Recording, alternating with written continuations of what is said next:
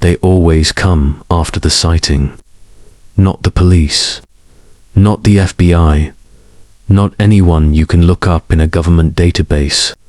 Just two men, dressed head to toe in black. Black suits, black hats, black ties. Skin so pale it looks almost artificial.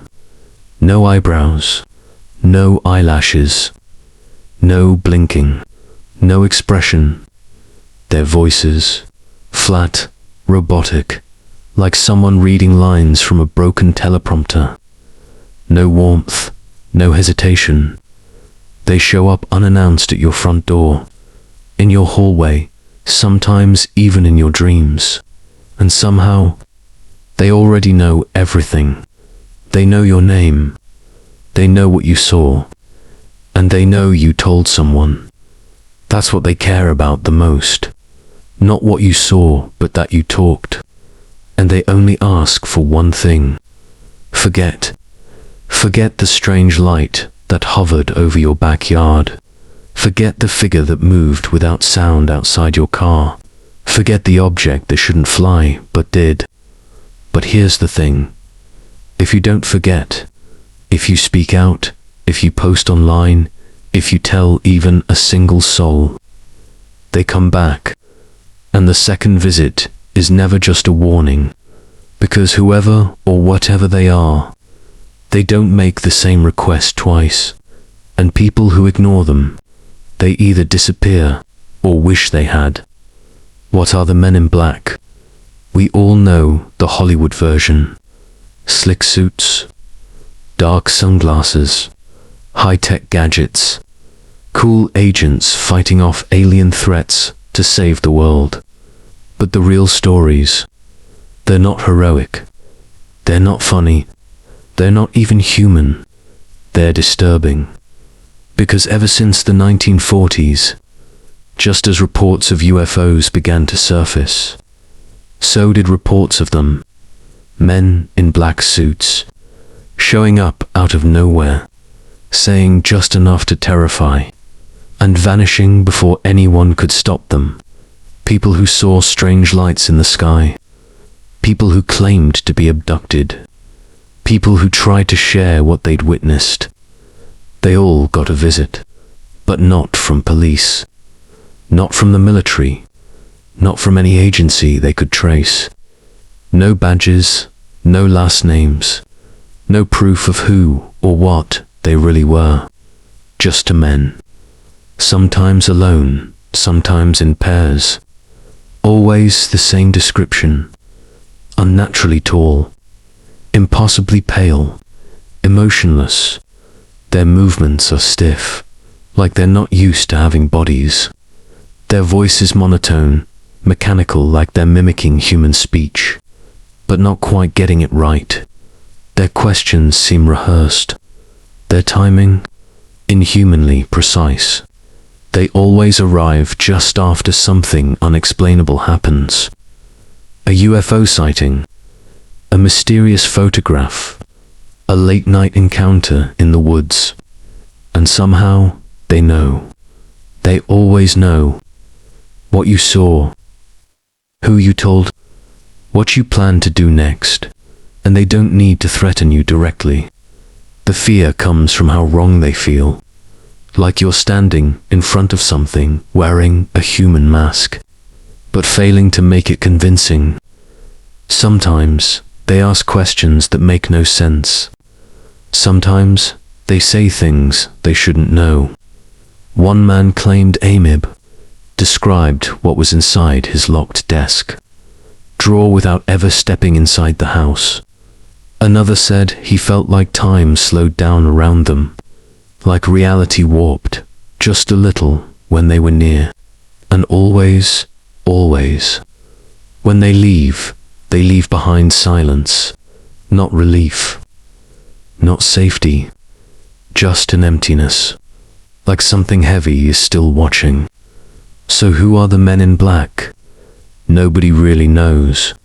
Some say they're government agents trying to cover up what's out there. Others say they're not from any government at all. that there's something else, something older, something non-human that doesn't want us asking questions. But whatever they are, they've been here a long time. They've silenced countless voices, and they don't like to be noticed. So if you ever see something strange in the sky, or hear a knock at your door when no one should be there, be careful what you say, and be even more careful who's listening. Case number 1. Albert Bender. In the early 1950s, long before Area 51 became a cultural icon and before the phrase UFO filled the headlines, there was a man named Albert K. Bender. Bender wasn't just another conspiracy theorist with wild stories and no substance. He was precise, methodical, almost obsessive. In 1952, he founded the International Flying Saucer Bureau, one of the first civilian UFO organizations in the world. From his home in Bridgeport, Connecticut, Bender built an entire network of researchers, investigators, and eyewitnesses. He collected letters, reports, photographs, anything that could bring him closer to understanding what was really happening in the skies above us. And according to Bender, he found something. He began dropping hints to friends and members of the Bureau that he was on the verge of a major discovery, that he was in possession of real proof, not just speculation, but hard evidence. But then, something changed. Suddenly, and without warning, Albert Bender went silent. He shut down the IFSB overnight. No explanation, no statement to the press, just a strange, cryptic note in the final issue of the Bureau's newsletter. It read, "The mystery of the flying saucers is no longer a mystery.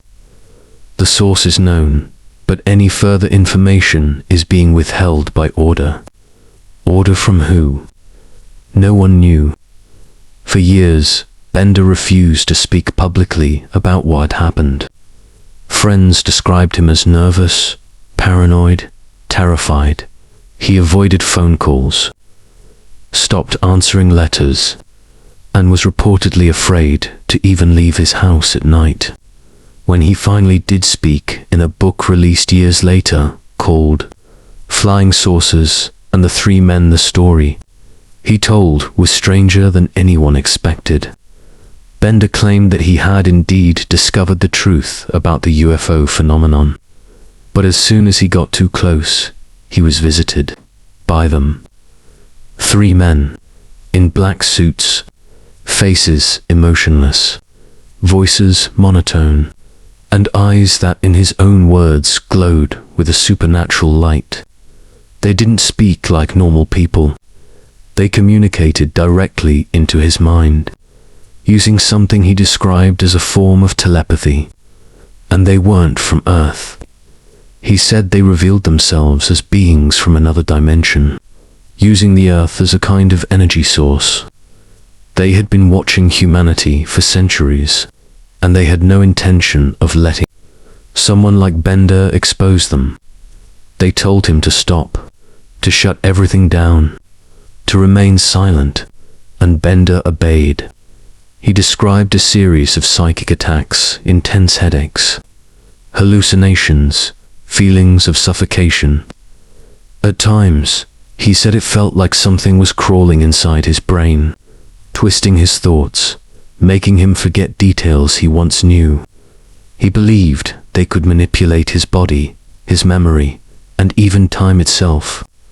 Some critics dismissed his account as a work of fiction, a sci-fi fantasy born from stress or delusion. But others, especially those who had been part of his bureau, believed him, because they, too, had begun to receive strange phone calls, clicks on the line, distorted voices warning them to stop asking questions. One man reported waking up to find his entire file cabinet full of UFO documents emptied. No sign of forced entry. No fingerprints, just gone. And the pattern didn't end with Bender. In the years that followed, other UFO researchers began reporting visits from similar men, always dressed in black, always emotionless, always appearing just after someone got close to something they shouldn't have. Albert Bender's experience became the template, the original blueprint for what would come to be known as the Men in Black phenomenon.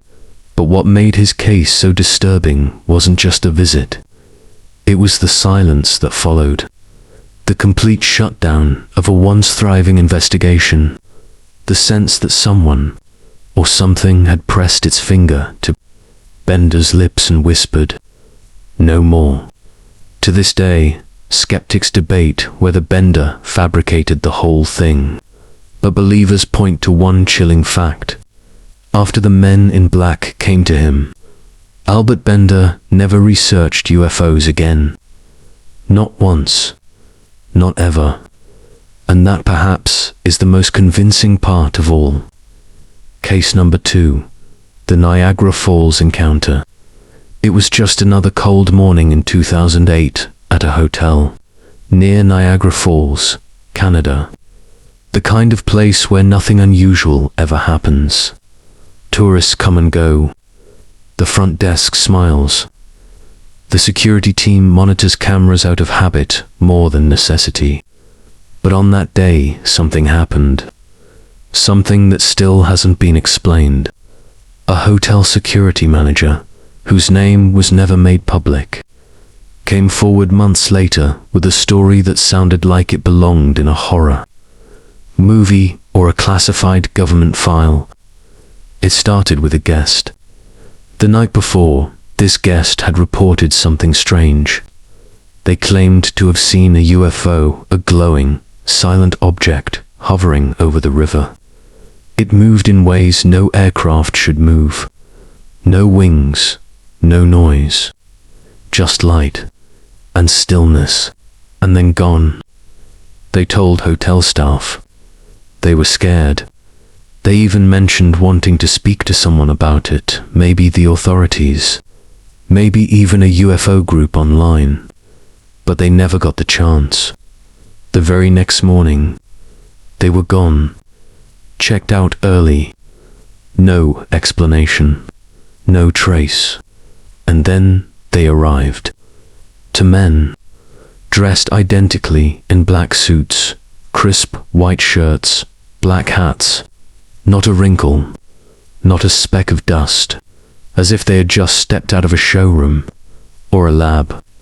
They entered the hotel lobby, moving in perfect synchrony, the kind of movement that makes your brain pause, like something isn't quite right, like they weren't walking as individuals, but as copies of one another.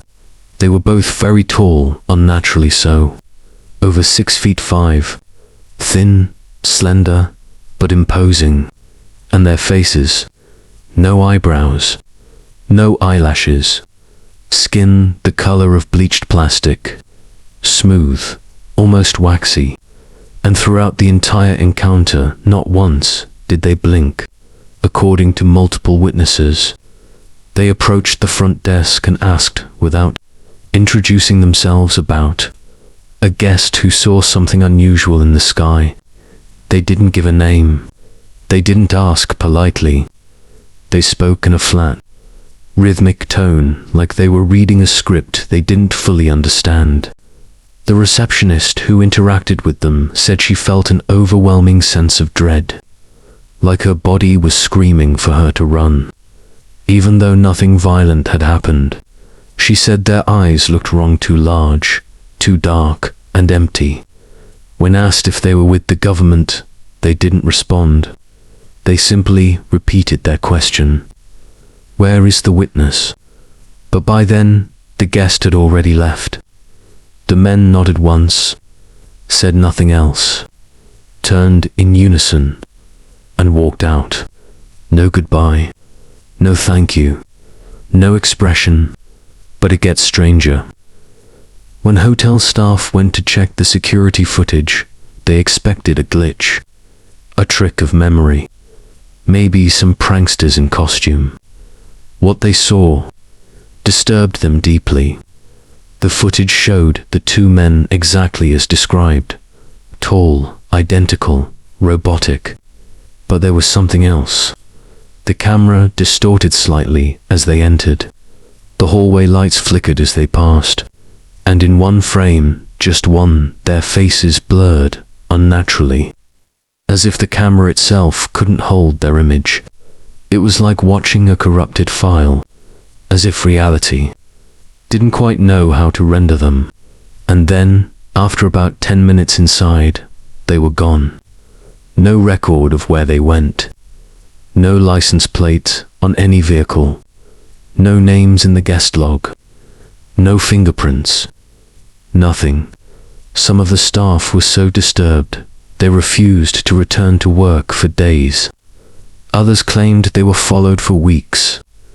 One even believed her phone had been tapped after she spoke to a reporter. The story eventually surfaced online, posted anonymously on a UFO forum, and quickly gained traction. But within days, it was removed. Taken down, no explanation. And yet, the incident refused to vanish completely. Clips from the surveillance footage were leaked and shared on fringe websites. Some have since been scrubbed, but a few screenshots remain showing the eerie symmetry of the two men in black as they moved through the lobby, leaving an invisible weight behind them. Skeptics, of course, tried to dismiss it. Actors, costumes, a prank. But those who were there, the employees, who spoke under condition of anonymity, swear it was real. They say no one could fake the feeling those men brought with them. The way the room seemed to get colder. The silence that followed them like a shadow. And the overwhelming sense that whatever they were, they weren't from here. So, who were they? Government agents? Clones? Something not human. No one knows. All that's certain is this. A man saw something in the sky. The next day, two impossible strangers came looking for him. And once they left, nothing was ever the same. Sometimes, the most terrifying part of a story isn't the encounter itself, but the sense that someone or something is keeping score. And if you see too much, they'll come knocking, just like they did in Niagara Falls. Why are they so inhuman? It's not just how they look. Yes, the black suits, the blank expressions, the pale, unnatural skin. Those things are unsettling. But that's not what truly terrifies the people who've met them. What's worse is how they act. Because over and over again, witnesses say the same thing. These men in black don't just appear inhuman. They behave like something trying to imitate a human, and failing. Like an actor with the wrong script. Like a machine missing crucial instructions. They don't understand social cues. They don't blink. They don't smile unless someone tells them to. And when they do, it's wrong. Too wide, too slow. Like a puppet with strings pulled too hard. One woman, a hotel clerk, said that during her encounter with Amib, he reached out and touched her necklace. He didn't ask permission. He didn't say anything. He just lifted it with 2 fingers and stared, then dropped it and said, "Such a pretty shiny string." Then silence. No follow-up. No reason. Just that one sentence, in a voice as flat as a dial tone. Another witness said they saw a MIB sit at a diner and try to drink water, but he didn't understand how. He brought the glass to his lips, but didn't tilt it. He just held it there. Then he asked the waitress how humans consume fuel. And when she laughed, thinking it was a joke, the man didn't react. No smile. No recognition. Just an empty stare. She said it was like talking to a mannequin. There are dozens of stories like this, not just from conspiracy theorists or fringe websites, but from ordinary people. Hotel workers, office managers, civilians who never asked to be part of anything strange. They described these beings as speaking in broken, clunky sentences, like they're translating from another language or trying to remember words they learned phonetically. One man recalled being approached after posting a video of a possible UFO sighting. 2 men in black came to his workplace and asked questions. When he hesitated, one of them said, "We are of the government. You will not remember. The memory will fade."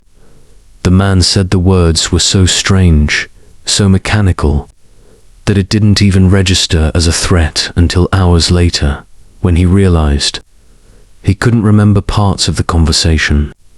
He described a kind of brain fog, a heavy silence in his head, like something had reached in and scrubbed his thoughts with a dirty rag. Others described their movements as too smooth or too stiff, like their bodies aren't fully under control. Arms that swing slightly out of sync with their legs, heads that turn too slowly, the feeling that they're thinking about every single movement before they do it instead of letting it happen naturally. One woman said a MIB stared at a pen on her desk for nearly 2 full minutes, not writing with it, not picking it up, just staring. She asked if he needed it.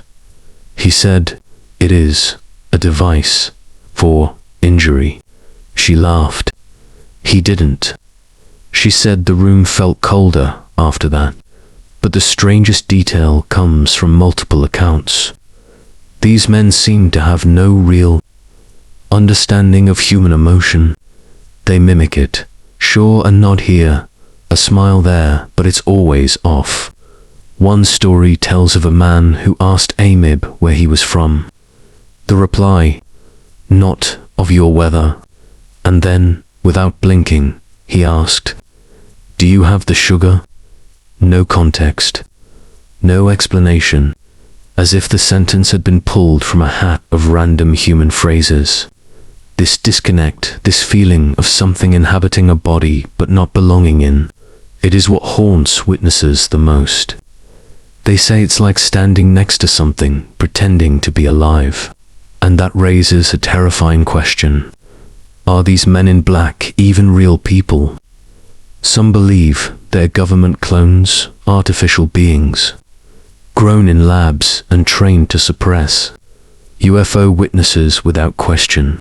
That would explain the robotic voices, the lack of emotion, the confusion with basic objects. Others say they're extraterrestrial, not aliens flying ships, but aliens wearing skin, watching us, silencing us, making sure we don't ask the wrong questions.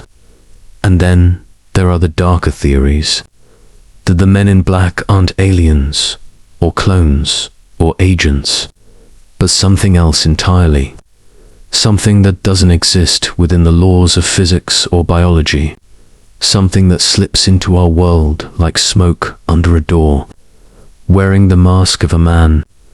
They don't bleed, they don't age, they don't need to sleep or eat, because those things were never part of them to begin with.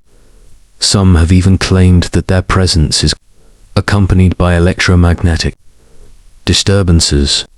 Phones go dead, lights flicker, cameras glitch, clocks stop. It's as if reality bends slightly to accommodate them, like the universe itself knows they don't belong. And maybe that's why they don't act human, because they're not. They're something else. Something that's learned to wear our shape, but hasn't figured out our soul. So the next time someone knocks on your door, wearing black, speaking in flat tones, staring at you just a little too long, don't just look at what they are. Pay attention to what they aren't. Because whatever's behind that mask is still learning how to be one of us. Theory 1. Government Black Ops. It's the simplest explanation. The one that lets you sleep at night. That these men in black are just agents. Real human beings. Trained professionals. Operating under deep cover for some secretive branch of government. You saw a UFO. You posted something online. You said too much. Then they show up. Their job isn't to hurt you, not exactly. It's to intimidate you. To shake your belief in what you saw.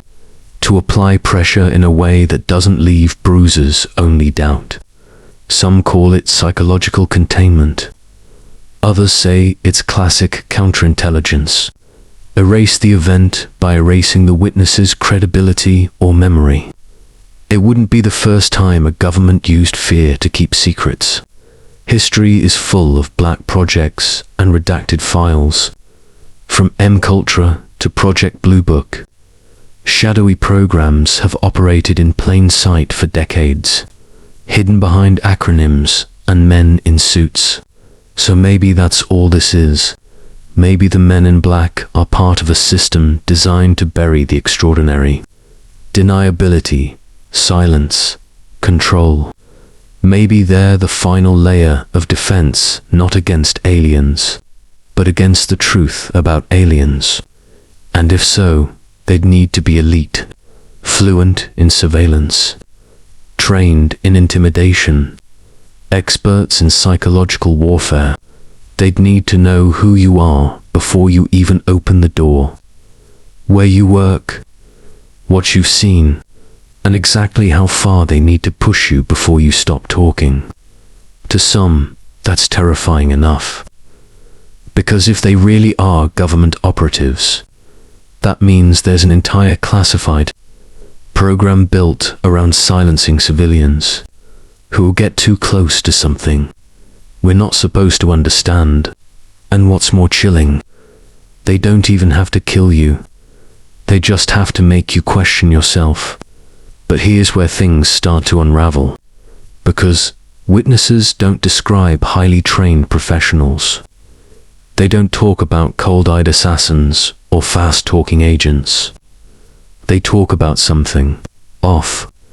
Not just emotionally distant, but biologically strange. Robotic speech, unnatural mannerisms, knowledge that seems to appear out of nowhere. One man claimed a MIB, recited the serial number of a hard drive he hadn't even taken out of the box yet. Another said a pair of agents knew about a private phone call that was never recorded. And the deeper you go into the stories, the more bizarre it becomes. In the 1950s and 60s, men in black were still strange, but mostly passable. They looked like humans, talked like agents. But in the decades since, something's changed. Reports in the 1990s described MIB who smelled like burnt plastic, or who appeared to glitch on security footage, flickering frames, distorted faces. And in the 2000s, some reports described encounters with MIB who couldn't seem to navigate revolving doors, or who didn't understand how money worked. It's as if the illusion is breaking down, as if the longer they try to blend in, the worse they get at pretending, which raises an uncomfortable question. If they're government agents, why do they look and act less human every decade? A secret program should be getting more advanced, more convincing, more efficient. Instead, the men in black seem to be devolving, becoming uncanny. So maybe they're not agents at all. Maybe what we thought was a Black Ops cover story was actually a disguise for something much older, much stranger, and not entirely from here. Of course, believers in the government theory say that's intentional, that the inhuman behavior, the robotic speech, the eerie stare is part of the psychological operation. It's theater, performance, Make them weird enough, and no one will believe you. Discredit the story before it even begins. You won't be taken seriously if you say, "A guy in a suit came to threaten me." But you definitely won't be taken seriously if you say, "A man with no eyebrows and a robot voice told me to forget what I saw." It's genius, really. Weaponized absurdity. Turn the cover-up into a joke, and no one will look twice. It's the same reason Project Mogul was used to explain away the Roswell crash. The same reason CIA-funded experiments were framed as hippie drug research. Because if you can make the truth sound ridiculous, you've already won. So maybe these beings are part of a government operation, but made to look non-human on purpose. Not to reveal themselves, but to protect something bigger. And if that's the case, the question isn't just who they are. It's what they're protecting, and what's so dangerous about the truth, that we have to be scared away from it. Still, no matter how rational this theory sounds, it doesn't explain everything. It doesn't explain how some witnesses report missing time after encounters, or how electronics die in their presence, or how these men seem to show up before any official report is even filed. It doesn't explain how they always know where you are, what you've seen, what you're about to say, and it doesn't explain why, when you try to photograph them, your camera breaks, or your hard drive corrupts, or the footage you know you had disappears. So maybe it is the government, but maybe it's something else wearing the mask of government. Something darker, something older, and something that knows if you see too much, if you ask too many questions, you'll get a visit from Men in Black. Theory 2. Aliens or hybrids. There's another theory that doesn't just make the Men in Black strange, it makes them otherworldly. What if they're not here to cover up UFO sightings? What if they are the UFOs? Some believe the Men in Black aren't humans at all, but aliens or hybrids sent to observe us, to make sure we don't learn too much about what's really out there. In fact, some think they might not even be fully biological, that they're part machine, part being, something we don't have a word for. Maybe they're not just working for a government. Maybe they're the government. Or maybe they're here on their own mission, operating in secret. But not just as observers. Maybe they're here to protect the secrets of the universe, to prevent humanity from discovering what lies beyond the stars. Think about it. If these Men in Black aren't human, then everything about them starts to make sense. The lack of emotion, the strange, broken speech, the flat, robotic voices, the stiff movements, the alien appearances. What if they're not failing to mimic us? What if they're trying to?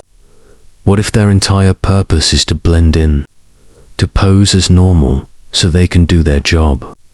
And if that's the case, maybe we're just not equipped to recognize them, because they don't look like us, they don't think like us, and they definitely don't feel like us.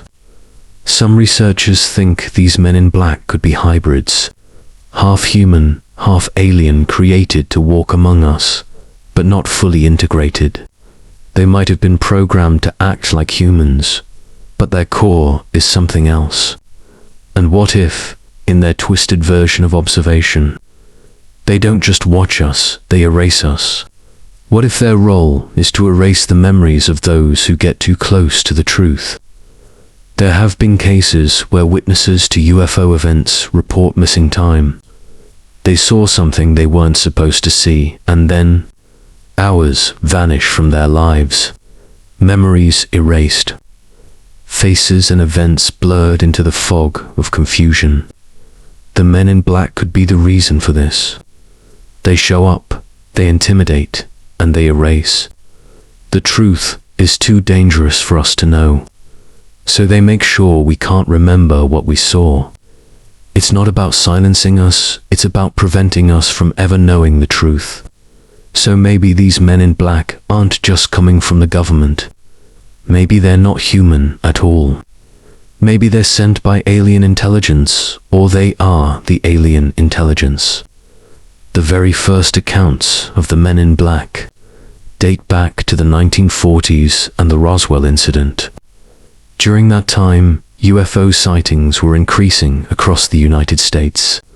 But they weren't just sightings of lights in the sky, they were encounters with ships and beings. What if the men in black were there not to cover up evidence of UFOs, but to protect something even darker?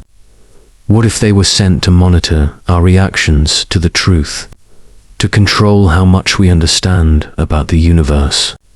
For decades, strange and terrifying reports have emerged of alien hybrids living among us. Creatures who look like humans, but aren't quite human. They could walk, talk, eat, and breathe like us, but their behavior is always off. Their eyes, too large. Their expressions, too cold. Their mannerisms, too calculated. And these hybrids, some believe the men in black could be just that. Not fully alien, but part human, part something else. One woman, who encountered the men in black in the 1980s, claimed they had the same facial structure as humans, but there was something wrong with their eyes. They didn't blink. They didn't show normal human expression. And their eyes were dark, too dark, like there was no depth behind them. Another witness said that the MIBs never seemed to age. No wrinkles, no changes in facial features over the years. They could have been the same people showing up decades later, unchanged. And let's talk about their speech. Witnesses often say that the MIBs speak in a way that doesn't match their appearance. Their voices are robotic, disconnected, as if they're trying to mimic a language that's not their own. In one famous case, a man recalled the men in black approaching him after a UFO sighting. He said they didn't speak English perfectly. They spoke in broken sentences and would sometimes pause, as if processing their words. Could these alien hybrids be using a language of their own, something that's not quite human? What if the men in black are not simply agents, but living experiments, meant to monitor us without ever revealing who they really are? Their behavior is too cold, too disconnected, too inhuman. Another theory is that they are purely mechanical, robots or cybernetic organisms sent from another world to keep watch on us. These beings would be programmed to carry out one simple task: erase the witnesses. Why would they need to erase us? Why would they erase our memories of UFO sightings or alien encounters? Because they don't want us to know the truth. They don't want us to understand what's really out there. The more we learn, the more dangerous we become. And the men in black have one singular job: to keep us ignorant. So maybe it's not about covering up UFOs. Maybe the men in black are here to stop us from seeing what's beyond the stars, to erase the witnesses who could reveal the deeper truth. And maybe that truth is something so profound, so terrifying, that the only way to protect us from it is to make us forget. This theory raises more questions than it answers, doesn't it? Are the men in black truly alien hybrids? Or are they something even darker, something beyond our understanding? Whatever they are, one thing is certain: they don't want us to know the truth. Case number 3, Dr. Herbert Hopkins. In 1976, Dr. Herbert Hopkins, a prominent psychiatrist from Maine, received an unusual call. It was about a UFO case, another report of an extraterrestrial encounter. He was no stranger to such cases. After all, His work had brought him into contact with many individuals who had seen the inexplicable, but this call would be different. The caller didn't say much at first. They simply asked if Dr. Hopkins was available to discuss the case. After agreeing, Hopkins didn't think much of it until he hung up the phone and went about his day. Minutes later, the doorbell rang. When Hopkins opened the door, he was greeted by a man in a black suit. The man was tall, with pale, almost ghostly skin, and a monotone voice that seemed to drain the warmth from the room. He was odd. He wasn't just another government agent. He wasn't even human in the way Hopkins was used to. There was something off about him, something that made Dr. Hopkins' skin crawl. The man spoke in short, direct sentences, as though he was reciting from a script, and his presence felt cold, as though the air itself had been sucked out of the room. His face was expressionless, like a mannequin, and his movements were stiff, mechanical. He didn't blink, didn't show emotion, as if every action had been carefully choreographed. And then the man did something that would remain etched in Dr. Hopkins' mind for the rest of his life. He told Dr. Hopkins something that sent a shiver down his spine. The man said, "Destroy all your files." At first, Dr. Hopkins thought it was a joke, but when he looked at the stranger's eyes, those cold, black eyes, he realized he wasn't kidding. He wasn't even human. Then the man did something even stranger. He took out a coin from his pocket, a simple metal coin, and held it up to the light. He stared at it for a moment, before gently touching it with his fingers. The moment his fingers made contact with the coin, something inexplicable happened. The coin turned blue, not a regular blue, but a glowing blue that seemed to flicker, as though it was alive with energy. Then it vanished.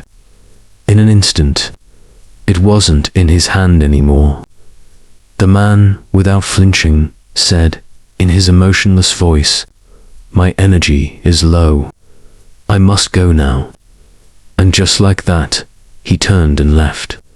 He walked out of the door, leaving Dr. Hopkins standing there, still processing what had just happened. The strangeness of the encounter wasn't just in the man's appearance, but in the actions. Hopkins couldn't quite make sense of what he had witnessed. The coin turning blue and disappearing. It was an experience that defied the laws of physics. And the man's words, "My energy is low," sounded as if he wasn't speaking to Hopkins at all, but more to himself. It was as if the stranger was an entity, not of this world, and his presence here was temporary, fueled by something other than the usual laws of nature. For Dr. Hopkins, the encounter was surreal and disturbing. He thought about it for days after. What had he just witnessed? Was the man in black a government agent? Was he part of a secret operation, like the men in black we've heard about in various cases? Or was he something even darker, something beyond human comprehension? One thing was certain. Dr. Hopkins had been visited by someone, or something that defied explanation. And that's when the consequences began to sink in. A few days after the encounter, Dr. Hopkins made an unsettling discovery. He had the files, the very files the strange man had ordered him to destroy. And yet, something had happened to them. He couldn't remember exactly what had been in the files anymore. All the details, the carefully documented case histories he had been working on, suddenly felt fuzzy, as if the encounter itself had somehow erased parts of his memory. It wasn't just a feeling. It was as though the moment that man touched that coin, something had happened to his very perception of time. The files weren't just missing. They were distorted. His mind was having trouble grasping the details. But Hopkins was a rational man, trained in the sciences. He tried to dismiss the strange encounter as a figment of his imagination. After all, he had dealt with many bizarre claims before. He had dealt with people who had mental health issues, who hallucinated or fabricated experiences. But this felt different. The more he thought about it, the more troubling it became. He began to ask himself questions he couldn't answer. Who was that man? What had he meant by energy? And what was the true purpose of his visit? It wasn't just that the man had appeared out of nowhere. It wasn't just the strange disappearance of the coin. It wasn't even the sensation that Dr. Hopkins couldn't shake, that something had been taken from him, erased. It was the feeling of something bigger, happening, something that wasn't just about UFOs or government cover-ups. Something that transcended even that. Some believe that Dr. Hopkins' encounter with the man in black was more than just an attempt to silence him. Some think that it was a warning from an entity that wasn't of this world or even this dimension. What if the men in black aren't here just to silence UFO witnesses? What if they're here to protect something far older, far more important, and far more dangerous? After that day, Dr. Hopkins did as the man said. He destroyed the files. He didn't speak about the encounter again, at least, not in public. But the memory haunted him for the rest of his life. He never truly understood what happened that night. He only knew one thing. That man, whoever he was, had the ability to erase more than just memories. He could erase reality itself. And that's a power no government agent, no matter how secretive, should have. Closing. What happens if you talk? The pattern is always the same. You see something you weren't supposed to. A UFO, a strange encounter, something out of this world, and then they show up. The men in black. They don't knock. They don't announce themselves. They just appear, silent, cold, and imposing, dressed in their black suits, their pale skin, and their expressionless faces. They never shout, never threaten. They don't need to. They just say one thing. Stop. That's all they need to say. And you know that your life has just changed forever. They don't have to raise their voice. They don't need to wave a weapon or make empty threats. They just say, forget what you saw. Move on. Stop talking about it. But what happens if you don't? What happens if you refuse to let it go? If you don't forget? Some go missing. They vanish without a trace. Just like that. Gone. No warning. No goodbye. They were here one moment, and then nothing. No evidence. No body. Just silence. Eternal silence. And the ones who disappear, they're not just physically gone. It's like they never existed. You search for their names online, and they're erased. Friends forget their faces. Family members remember a name, but the memories of their loved ones become fuzzy, as if they were never meant to be remembered at all. Some lose their minds, their memories, to fade away. They start questioning reality, unsure of what's real and what's not. The mind can't bear the weight of what they saw, the pressure, the truth, and in the end, it shatters. Their behavior becomes erratic. They hear voices that aren't there. They feel eyes watching them when no one is around. And even when they try to go on with their lives, the sense of unease never leaves. They become obsessed with what happened. But no matter how much they dig, the answers slip away just like the faces of the men in black. And then there are those who are never heard from again. Their cases go cold, their voices silent, and no one asks questions. No one looks too closely. They become ghosts. The kind of ghost that isn't seen, but felt. The kind of ghost that leaves behind an unsettling memory. One that fades with time until it's gone. What happens if you don't stop talking? What happens when you refuse to forget? You risk your life. You risk your mind. And you risk your soul. The men in black don't just erase your memory. They erase your existence. They become a part of your history, something you can never escape. Something you're not allowed to understand. Some say the men in black are here to protect secrets too dangerous for us to know. But what happens when those secrets get out? We're told not to talk, not to ask questions, to forget what we saw, to move on. But when you see something so beyond the scope of normal reality, how can you just let it go? How can you unsee the impossible? For some, it's too late. They've already seen too much, and now the men in black are watching them. They always come after the sighting. They always come after the knowledge. And they never leave. Not really. They are always there, lurking in the shadows, waiting for us to slip. So, the next time you encounter something unexplainable, something that doesn't fit into the world you know, remember this. The men in black are always listening.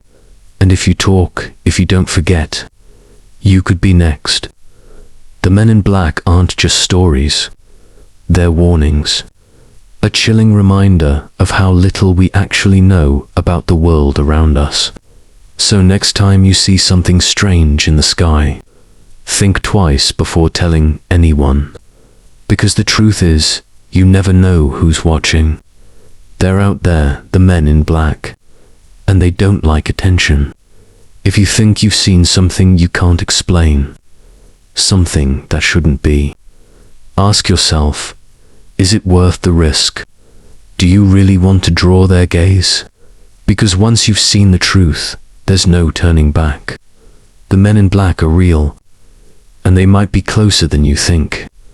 So, if you enjoyed this deep dive into one of the world's most chilling mysteries, be sure to hit that like button, leave a comment, and share this video with anyone you think should know. And if you haven't already, subscribe to Dark Truths for more unsettling stories and unsolved mysteries that'll make you question everything you thought you knew. Stay vigilant, stay curious, and remember sometimes it's better to stay silent.